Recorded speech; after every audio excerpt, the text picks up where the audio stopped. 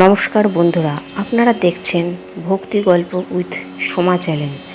আজ আমি আপনাদের শোনাতে চলেছি মা লক্ষ্মীর এক অসাধারণ গল্প, যেখানে আছে ভক্তি, দয়া আর অলৌকিক আশীর্বাদের ছোঁয়া। চলুন শুরু করা যাক আজকের গল্প।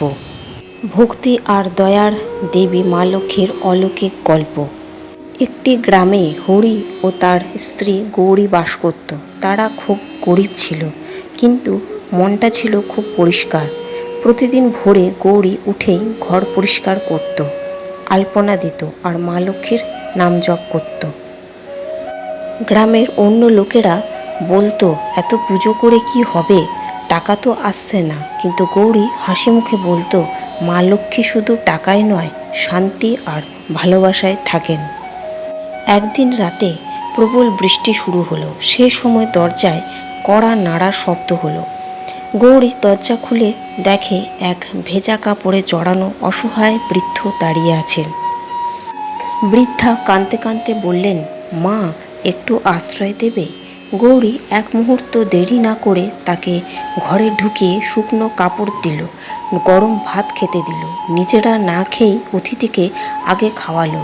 হরি একটু চিন্তিত হয়ে বলল, আমাদের তো আর খাবার নেই। গৌরী মৃদু হেসে বলল, অতিথি এলে মা লক্ষ্মী নিজেই আসেন। রাতটা কেটে গেল। সকালে উঠে তারা অবাক হয়ে গেল, বৃদ্ধা কোথাও নেই, কিন্তু ঘরটা যেন অদ্ভুত আলোয় ভরে গেছে।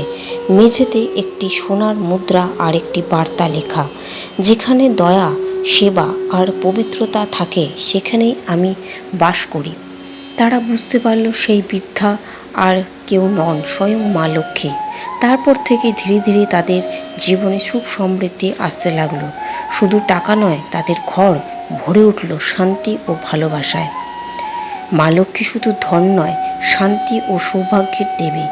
অতিথি সেবা ও দয়া জীবনে আশীর্বাদ নিয়ে আসে। পরিষ্কার মন ও ঘরে সত্যিকারের লক্ষ্মীর বাস। গল্পটি ভালো লাগলে লাইক করুন, শেয়ার করুন, আর এমন আরও ভক্তিমূলক গল্প শোনার জন্য চ্যানেলটি সাবস্ক্রাইব করতে ভুলবেন না। ধন্যবাদ। জয় মা লক্ষ্মী।